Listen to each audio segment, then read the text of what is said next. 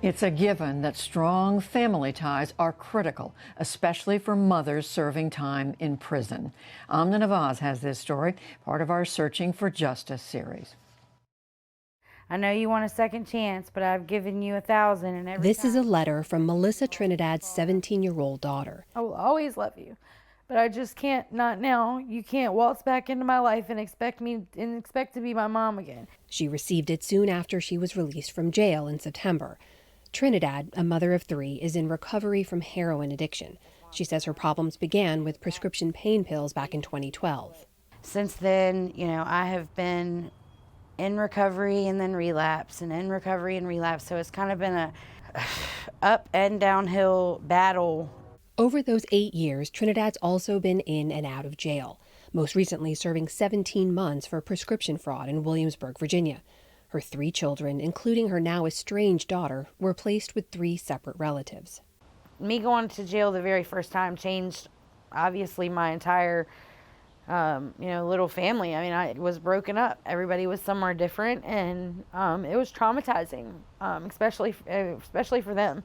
That trauma is becoming more common across America. Women make up the fastest growing segment of the U.S. prison population. An estimated 80% are mothers. On any given day in this country, over 2 million children have an incarcerated parent. Brittany Barnett is a Dallas lawyer whose own mother spent 2.5 years in prison. I remember visiting my mom the first time and talking to her through the glass, and you're holding the phone to your ear. And I just remember pressing that phone so hard against my face because I didn't want to miss a sound of my mama's voice. Barnett founded a nonprofit called Girls Embracing Mothers to keep kids connected with incarcerated parents. I can attest from my personal experience, when one person goes to prison, the entire family goes to prison. But it's something different when it's your mama. It's a primal wound. For 52-year-old Shalana McFarland, the wounds from missing her daughter Nia Cosby are still fresh. It hurts even to this day that I wasn't able to be with her. In 2005, McFarland, then an attorney, was convicted of mortgage fraud and sentenced to 30 years in prison. Cosby went to live with her grandparents. She was 4 years old. When she'd cry on the phone and say, "Mommy, I want to see you," I mean, my heart would just break. And there are a lot of ladies that decide that they just rather not have the visit because it's just too hard. What did you decide? I wanted every visit that I could have because I have a 30-year sentence. And I can recall my daughter, when she got a little bit older, she may have been about 6, and she went up to the officer and she says, "Can we take my mommy to McDonald's for just a little while? I promise we'll bring her right back." And the officer just told her, "No, sweetheart, we can't let her go right now." Cosby, too, has vivid memories of those visits. Whenever you go to visit, you're not allowed to lay on them, snuggle them, cuddle them. You're allowed to hug and hold hands across the table. That's about it. She's now 20 years old, a college sophomore, studying finance, and still struggles with the moments her mother missed. I did dance, I played basketball, I did choir for many, many years, and I always wanted my mom to be able to see me do those things. I did want her to be a part of those things. But last summer, an unexpected turn. As COVID-19 spread across the country, McFarland got word she was getting out.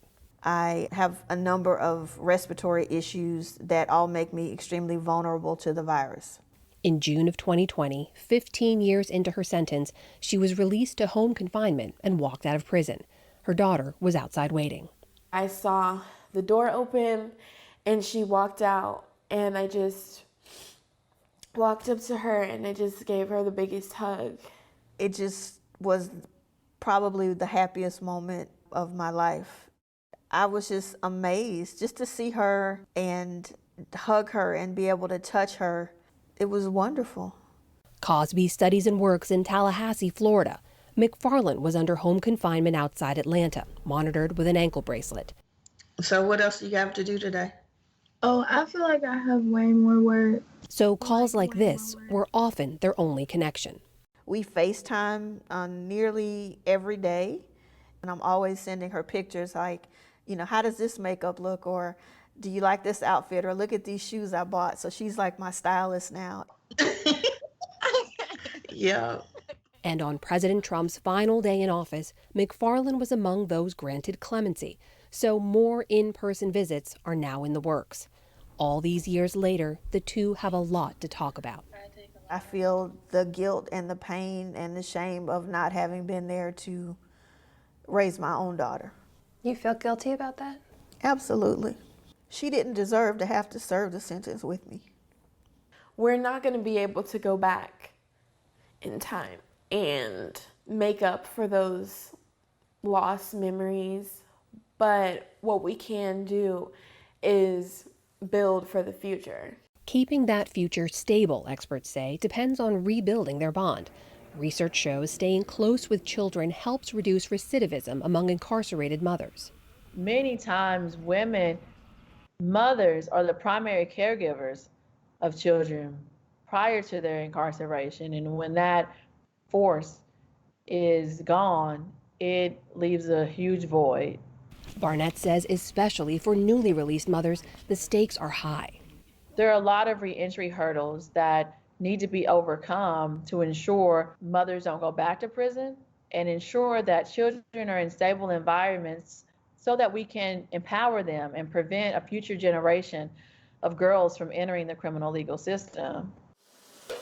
Melissa Trinidad is now living in a halfway house in Richmond, Virginia. She has a full-time job and says she's been drug-free for more than a year and a half. Maybe we'll get you a different alternative class next semester. She regularly visits with her 19-year-old son and Lexi, her 12-year-old daughter.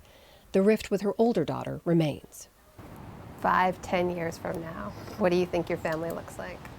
I would like to have a relationship with all of my kids. I want them to be able to call me and tell me things and have a place for my kids to come, even if they're not living with me, just a place for them to come and they know they're safe. Because they haven't had that in a while with me. Which is why she says she'll keep working towards the life she couldn't give them before. For the PBS NewsHour, I'm Amna Nawaz.